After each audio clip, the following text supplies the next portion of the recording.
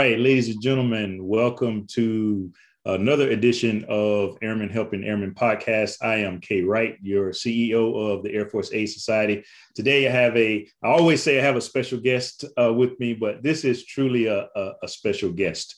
Today, we have with us Gary Sinise, and you all may know Gary simply as Lieutenant Dan, but he is so much more than that. He's an actor. He's a director. He's a musician. He just wrote a new book called Great for American, which has gotten rave reviews. He's been nominated for an Academy Award. He's won an Emmy and a Golden Globe Award. Just an all-around great American who has dedicated his life to those who serve, to include military and first responders, defenders, as he and his team typically refer to him as. And it's just an honor to have you with us, Gary. So welcome to the show. Hey, thank you. Thank you so much for having me. Yeah, it's good. Hey, let's dive right into your new book. Now, it sounded a little familiar as I was reading through this bit about having a bit of a troubled childhood, and when you were coming up, you didn't quite have the direction that you wanted. What changed? How did you get on the right path? Gosh,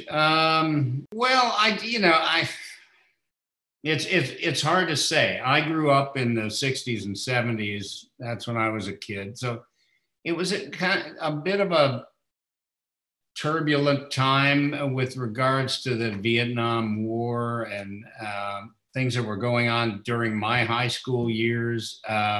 My family also moved right during that period of time. And I don't know, you made moves yourself when you were a kid, I'm sure.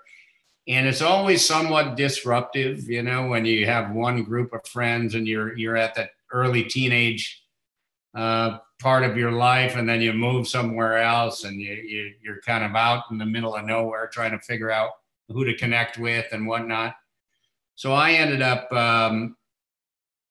probably, connecting with just finding people that I could relate to. And it was a kind of a difficult time in the late 60s, early 70s, and a lot was going on back then. And I got into a bit of a trouble.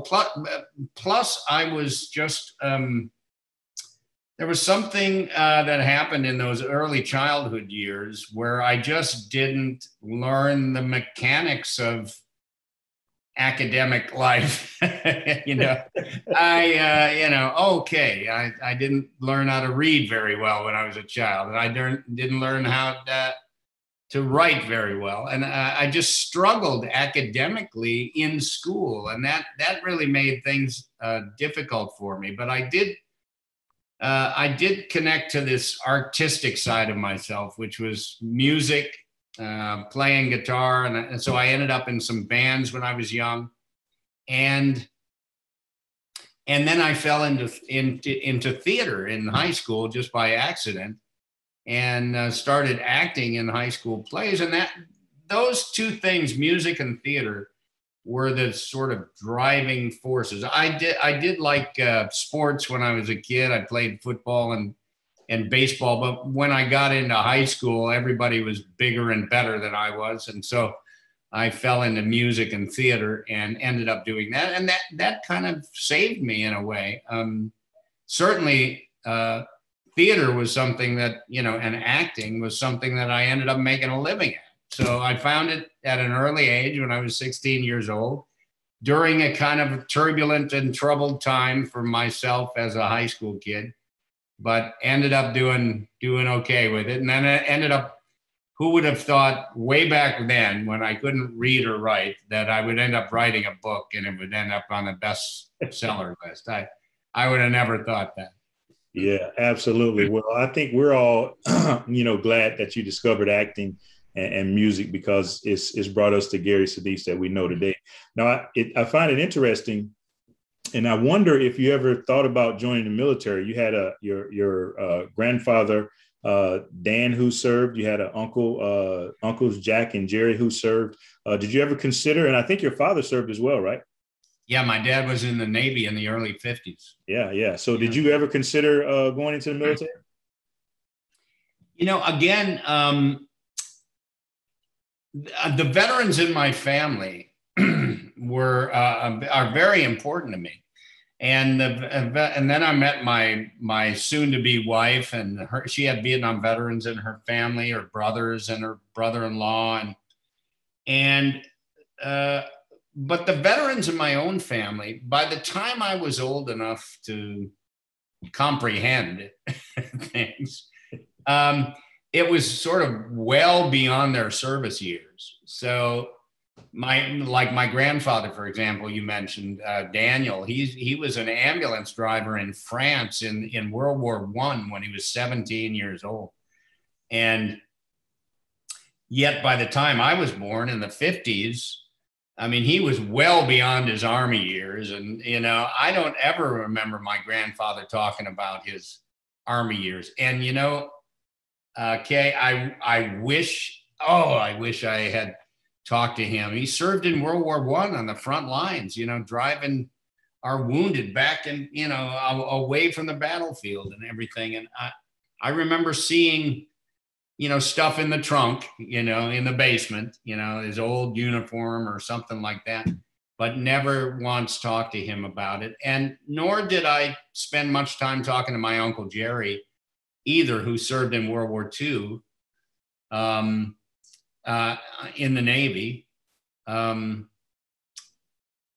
He died in 1996. I don't ever remember talking to him about his war years, but I did get to spend some good time with my Uncle Jack before he passed away at 90 years old. And he was in the Army Air Corps in World War II. But it was much later that I connected with my Uncle Jack on his war years. So to answer your question, the veterans of my own family, I didn't know much as a kid from them and didn't think about military service at all.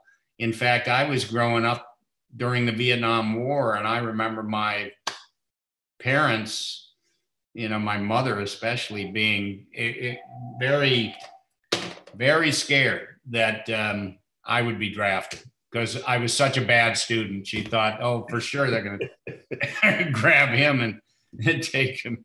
Well, hey, I'll tell you, man, you've done more than enough for the military. And again, I can't thank you enough. And we've crossed paths at a couple of galas, USO and other things that you've been so supportive of. And so your contribution to the military has just been amazing. And we all serve in our different right.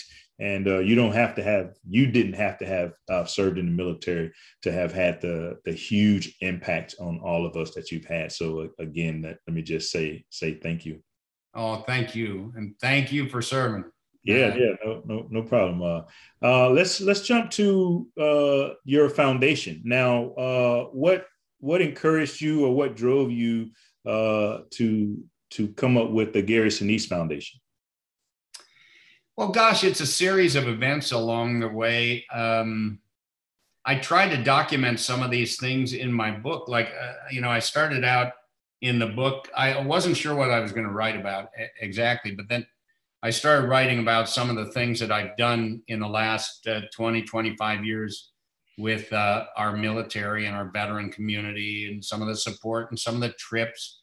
And then I started to think, well, maybe it'll be interesting for people to kind of see the journey of how I actually got there. Mm-hmm. And just this past weekend, our video guys at my foundation put together, they dug up some old footage in our archive of my very first USO tour to Iraq. It was the first tour that I did for the USO. 18 years ago. And they assembled this footage, and it's online now, of my very first tour. And I remember, and there's a moment where I'm speaking to thousands of troops in this big arena or whatever it was. And I say to them, this is my first USO tour, but it's the first of many I'm gonna do over my lifetime. And little did I know that I was serious about that. because it turned into one trip after another, and 100 USO tours over in the coming years after that, and multiple things that all came together and into the creation of the Gary Sinise Foundation. And just so many trips, so many hospital visits, so many military support nonprofits that I started working with to try to help more of our service members during that time. And then 10 years ago, in fact, next week will be the end of our 10th year. We'll begin our second decade next week of the Gary Sinise Foundation. And so I thought it would be a good thing to sort of look back at some of the beginnings of that and see how far it's come. It really has come a long way. We've got multiple programs, and I'm very, very proud of the team that we have assembled. It started out with me and a couple other people, and now it's a pretty giant organization operating all over the country and overseas as well. Yeah. Hey, why don't you tell our audience a little bit about the things that the foundation supports? I know you have your RISE, the Relief and Resiliency, community outreach, education, and then your first responders. Just give them a little bit of a taste of what exactly you guys do. Yeah, thank you for asking. There's like 4 pillars, and in all of these pillars, there are subsidiaries and multiple initiatives within those pillars. RISE is that you mentioned. It's called RISE, Restoring Independence, Supporting Empowerment. That grew out of an effort to begin building specially adapted smart technology housing for badly wounded service members. And I had met the very first soldier to survive a quadruple amputation. He was blown up and he lost both his arms and both his legs in April of 2009.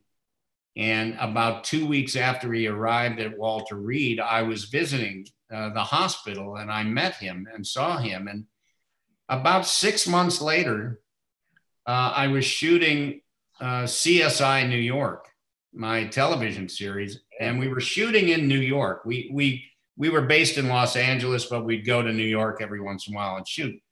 And I had been involved with the FDNY, supporting them in various ways after September 11th, 2001. And they came to my set. The commissioner of the fire department actually came to my set and said, "We have a Staten Island soldier who lost both his arms and both his legs, and we'd like to build him a special home just for his needs." And I said, "I know who you're talking about. I met him 6 months ago." And they said, "Will you do a concert to help us raise money to build this home?" And I said, "Absolutely." And we set up the concert. And then there was another quadruple amputee that came into the hospital blown up. And so I said, "Well, we got another one with the same injury. I'll do a concert for him and let's build him a home." And that started this effort to give mortgage-free housing to very, very severely wounded service members. And then when I started my foundation, we created the program. So now we've done over 70 homes all around the country. Just gave one away just a week or two ago. Again, we're constantly doing it. We do about 10 homes a year, and it's a beautiful program. And then within that RISE pillar, we give out mobility devices, wheelchairs, specially adapted vehicles, trucks and stuff with hand levers and all that kind of thing. And that's just one pillar at the Gary Sinise Foundation. There's entertainment and education. There's first responder outreach, where we support fire departments and police departments all across the country. They get, when you think about our first responders, they can be called like that to a scene of an accident, and it's horrific, some car wreck with a family in there or something like that. And then they've got to deal with that and then go home to their own family and then go back out the next day. And it can be difficult work that our firefighters and police officers are doing every day. So we try to support them in different ways. We've actually built specially adapted housing for police officers that were shot. There was one guy in the St. Louis area who somebody came up behind him and shot him in the neck and paralyzed him from the neck down. And his wife is his full-time caregiver. And clearly he had to retire, and he had some special needs because of his giant wheelchair and breathing machines and all the things. So we took up the charge to provide some housing for him. And we do that all across the country in various ways. It's a beautiful program. There's so much going on. It'd take me all day to explain it all. Yeah, no, I think we'll make sure we put the link to your website where not only people can see the great things that your foundation is doing, but also I noticed there is an opportunity for those of us who would like to be able to donate to your particular causes. And I think certainly all of us Americans, and certainly us who have served in either the military or as a first responder, are all willing to be able to support the foundation. Now, I also understand that you're going through a bit of a leadership change. You got a new CEO coming in, Mike Thurtle. Tell us about Mike and how you think he's going to do as your new CEO. Well, we currently our CEO is General Robin Rand, 4-star retired from the U.S. Air Force. Yeah, I used to work with General Rand. Absolutely. Did you work with him? Oh, yeah. Fantastic. Well, wonderful friend. We actually met when he was a colonel, and he was running Kunsan Air Base. He was the wolf pack there, and he was the wolf at Kunsan Air Base in Korea. And I was doing my first overseas band tour, where I took my band to Singapore, Korea, and Diego Garcia. And one of the stops in Korea was at Kunsan, and I met Robin. We became friends, and then he went to Luke Air Force Base, and he got pinned as a 1-star there, and I took the band over there, and then he went to this base and that base. He went over to Iraq, and I visited, and we just became very, very good friends. When he was retiring, I needed additional leadership, and he raised his hand to come in and help me, but he was unable to move his life from Colorado to California, where we're based and everything like that. So we knew at some point that we would have to get back to a LA-based CEO or executive director. And so we began our search about a year ago, and we met another Air Force Academy grad, Mike Thurtle, who he was in the Air Force for about 22 years. Then he went into business and worked for the Rand Corporation for about a dozen years. And then he ended up going into nonprofit and taking the chief executive officer position at a nonprofit called Bethesda Lutheran Communities, which is, they build these special homes for very, very disabled people, very, mentally challenged, disabled folks, people dealing with autism and all kinds of difficult things, very, very vulnerable part of our population. And they operate in 13 different states around the country with 4,000 employees. So Mike has had his hands full, in nonprofit, running a nonprofit. And he comes to us with military experience and business experience. So we were hoping that out of those three, we might get 2 out of 3, and we hit the trifecta there. I think we've got somebody who's bringing a lot of experience from a lot of different areas. We're very excited. He takes command in mid-July, and we're very, very grateful, obviously, to my friend Robin Rand for all he's done, to help us in the past 2.5 years. Not only that, but for his 40 years of service in the Air Force.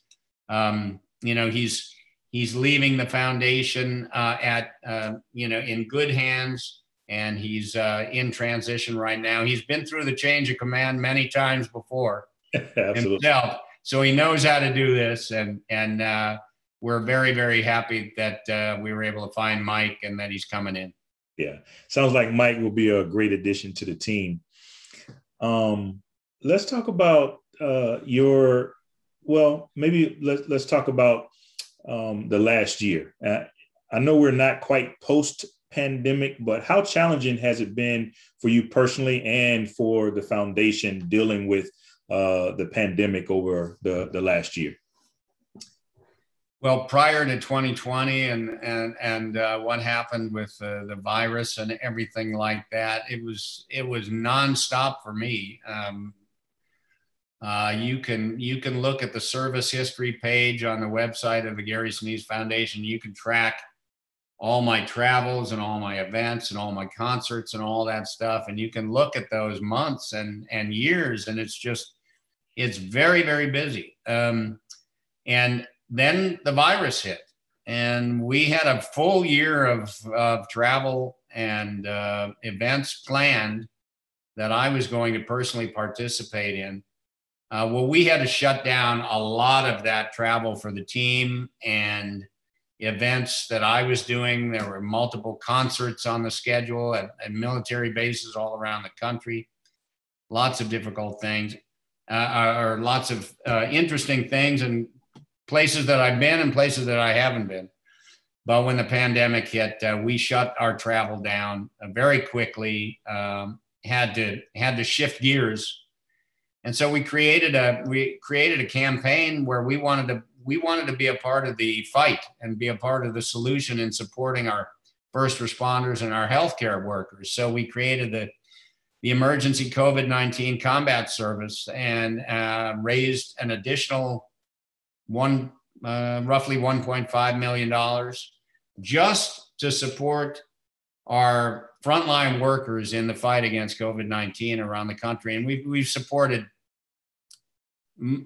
dozens and dozens of hospitals and first responder departments all across the country. So we kind of shifted our gears a little bit, kept doing some of the things that we could, but a lot of the things, we do are on military bases and whatnot, and they were all shutting down their operations as well. So we had to kind of figure out, well, how are we going to still be in the game here and still be in the fight?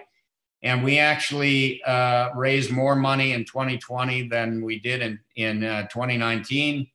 And we kept going nonstop. We've got a great team of people that are operating all over, and it's starting to gear up again. We're starting to do some events. Things are coming back together, and we anticipate that come fall, I'll be able to do a few concerts here and there, and we'll start ramping it up again. Yeah, I think that's a great sign of leadership, is when you can pivot. So between yourself and General Rand, being able to not be crippled by the pandemic and pivot and continue to do the things that are important. But I am interested because one of the things that I've spent the majority of my career, especially late in my career, talking to service members about was balance, harmony, however you want to refer to it. And you mentioned your travel schedule, how busy you were and how often you were on the road. What advice would you give to senior leaders who keep, you spent enough time around wing commanders and generals in the military, who keep a really busy and hectic schedule? What advice would you give to them, and what things have you done to maintain some type of harmony, balance with your family, between your personal and your professional life? Gosh, I'd like to ask them for advice on that. Coming from the acting business, for many, many years, I was kind of used to traveling and trying to balance out the family travel. I would go, sometimes I would have to leave town to go 6 months and do a play or something on Broadway. And I would figure out the way, well, I didn't want to uproot the family and take them to just sit around in an apartment all day long while I'm doing my play. So we would balance it out. We would bring them for periods of time when I was plopping myself down for 6 months at a time. Same thing on movie sets. They wouldn't want to necessarily always come and just be there with me for 3 months. Sometimes we would bring them for periods of time. They'd come for 2 weeks and then go home for a bit and then come again. And we break it up a little bit. I know our service members sometimes, can't do that. Like there are places where you get deployed where it's like families are off limits. You can't bring them. You got to go and just serve for a year or whatever it is and be away from your family. So that can be difficult. Little bit easier in the 21st century with Zooming and FaceTiming and all of that. Right. That was 40 years ago when you'd get deployed and you just have to write letters or the occasional phone call or something like that. But nonetheless, when you're away from your family, it can be difficult. You have to find those ways to balance it. And then since I've been traveling for the troops these past 20, 25 years and trying to balance that with a television series and shooting all that, little bit tricky. But I have a tremendously supportive family, and I have spent a lot of time on the road, going here, there, and everywhere for the military and the veteran community. And with veterans in our own family, and my wife with her 2 Vietnam veteran brothers and her sister serving in the Army and marrying a Vietnam veteran, we have great respect for veterans. She's always been totally supportive of me doing the work to support our military. So, so many times I would just tell her, I booked another thing. I got to go for 10 days. I'm going to hit, 8 military bases and go to different hospitals and whatever it is. And she would always just tell me to go do it. She's been behind me 1000%. When I look at some of it, I was away a lot when my kids were younger. Mm-hmm. But the thing that you do is when you are with them, it's family first, quality time. You can't get that time back. So you must spend as much of that time engaged and loving that family as possible. Yeah, I think you hit the nail on the head. Is having a good support structure. Your family, your spouse, your kids, and the team around you, I think is critically important when you keep a schedule like yourself. I also found, probably like you, I spent in the last few years of my career, I spent about 290 days a year on the road, and the first couple of years, what was lapsing was my personal care. I wasn't eating right. I was eating a lot of junk food and kind of eating on the go. I wasn't getting enough sleep. I wasn't exercising regularly. And so I know that. I know that junk food in the hotel room thing. Yeah. Yeah. And so I think, again, I encourage leaders to take care of themselves personally. No so question. They can continue to take care of the service members like you've done for so long. It's easy to forget about that, because you're so busy and whatnot, but you do have to prioritize and carve out that time. It's that thing about putting the oxygen mask on yourself, absolutely. On somebody else. If you don't put it on yourself, you could pass out and you're not going to help anybody. Absolutely. That is a great analogy.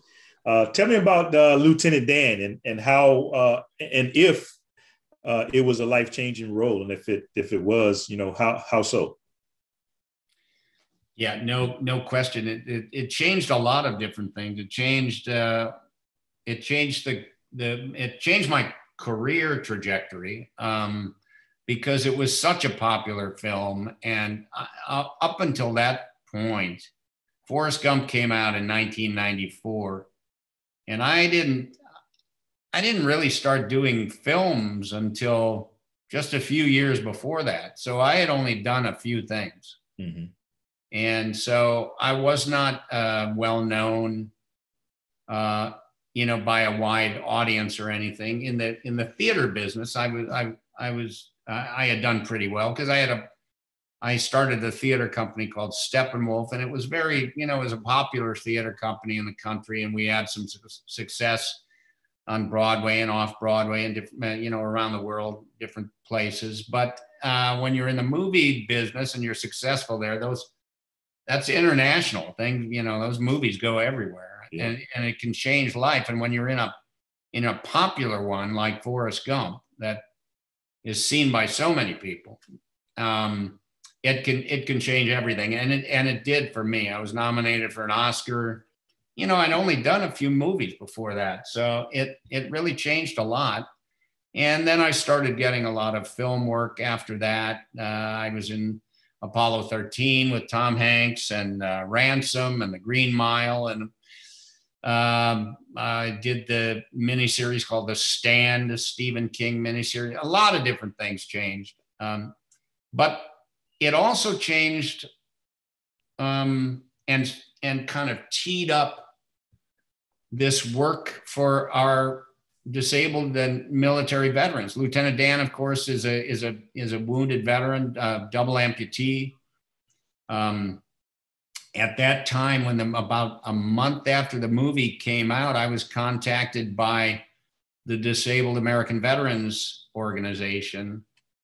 They've been around for 90 years or almost 100 years now, and they've been supporting our wounded, going back to the First World War. And they contacted me and said they wanted to give me an award for playing a disabled veteran. And so I went to their convention. In fact, the very first part of my book is a description of going to this convention and walking out on stage and then seeing 2,000 wounded veterans out there applauding. And I was, and from that moment on, it changed so much for me. And I began to support the DAV regularly.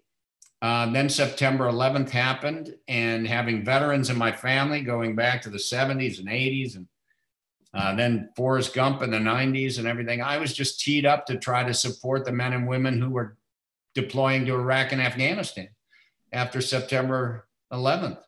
And I was, quite frankly, that event, like so many of us, it just scared the hell out of me. Where is the world going now when terrorists can hijack airplanes and crash them into our buildings? And anthrax is now going through the mail. Remember that? Oh, yeah. I mean, it was like, what's going on? And what are we facing?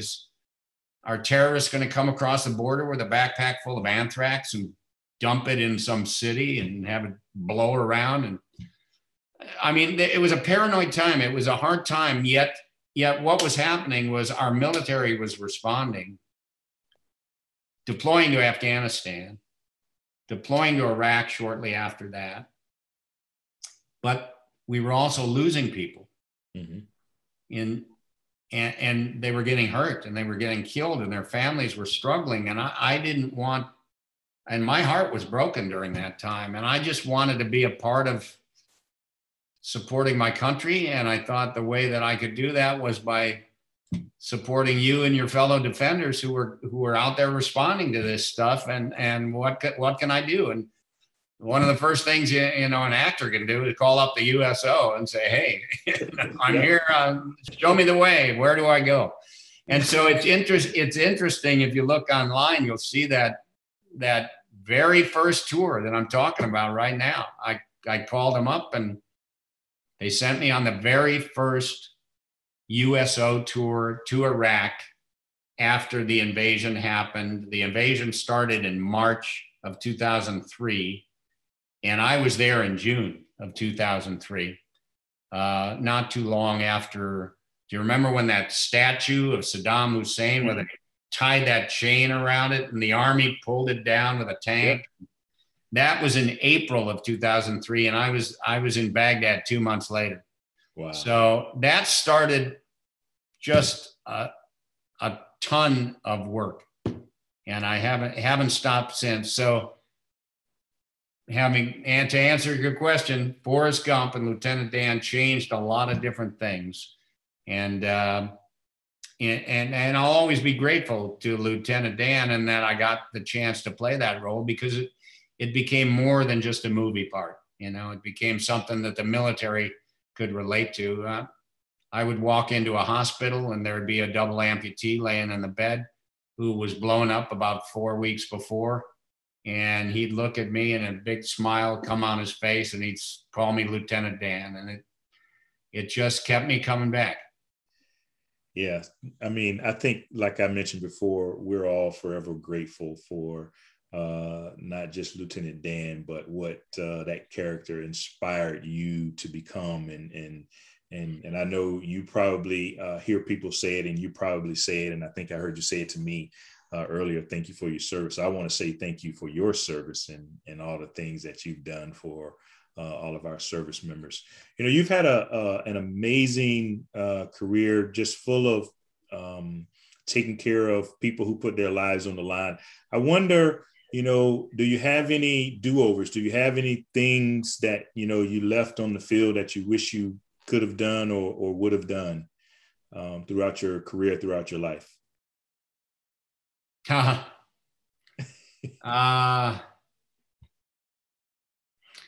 You know,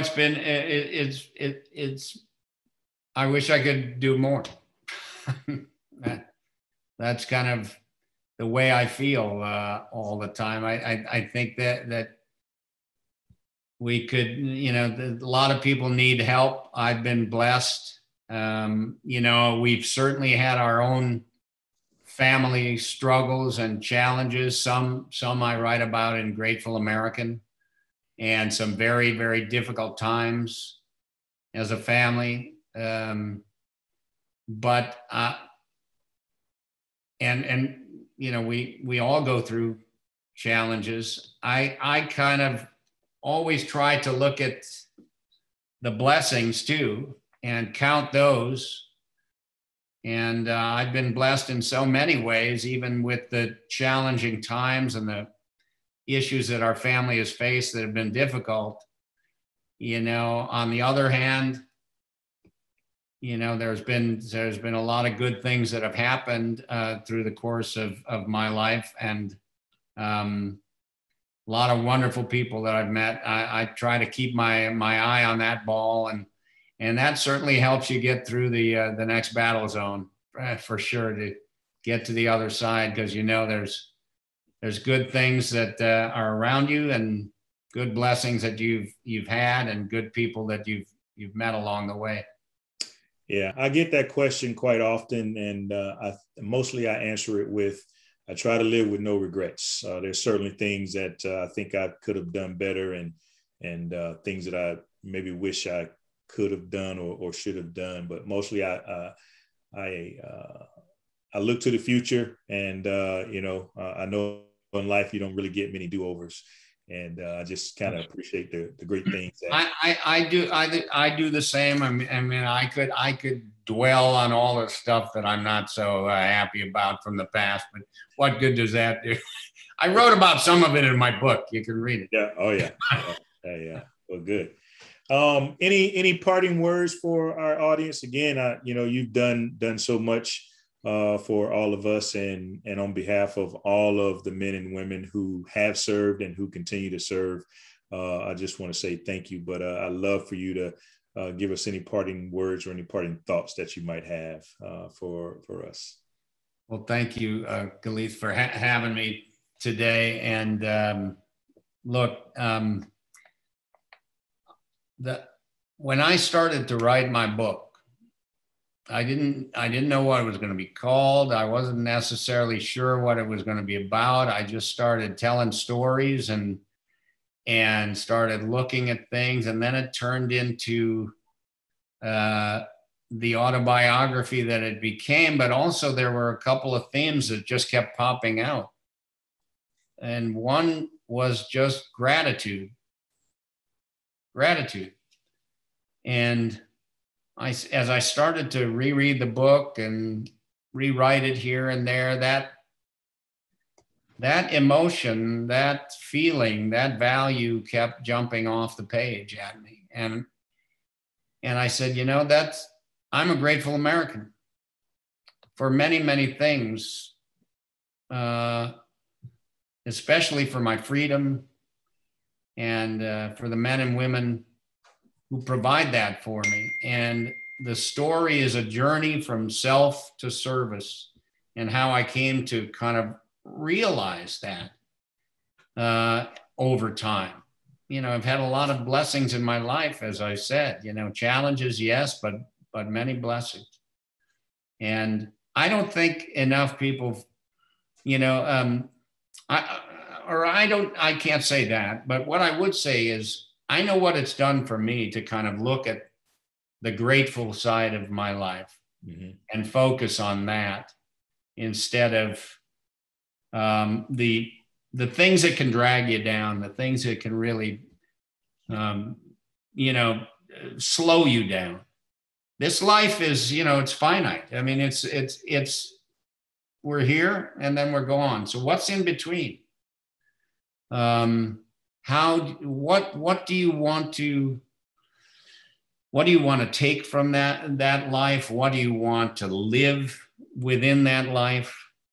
And, you know, like I said, you know, there are many people that go through very, very challenging times. And, you know, in so many ways, I think the challenging times that we face as a family and that are ongoing, I've learned so much from the Americans that I've seen facing those challenges within the military hospitals and the caregiving that goes on with our service members, and the perseverance that they have. And so I'm grateful for that. I'm grateful that I've been allowed to come into the military community, be embraced by it and allowed in, so that I could actually witness what our military goes through and then go out and talk about it and write about it,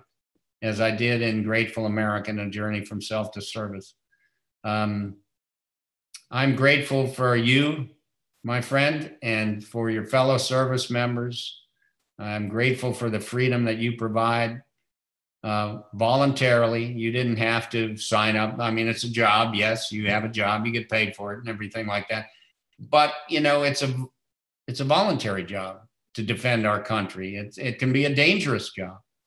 And you sign on the dotted line that you're willing to sacrifice everything to secure the freedom for your country.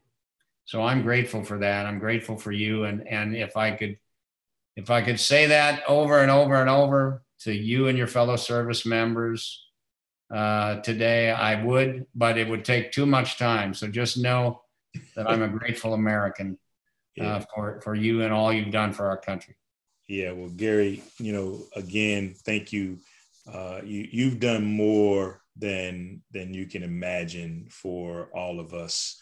Again, not just as service members, but our first responders, and certainly for our disabled veterans and disabled Americans. And we all just appreciate you so much.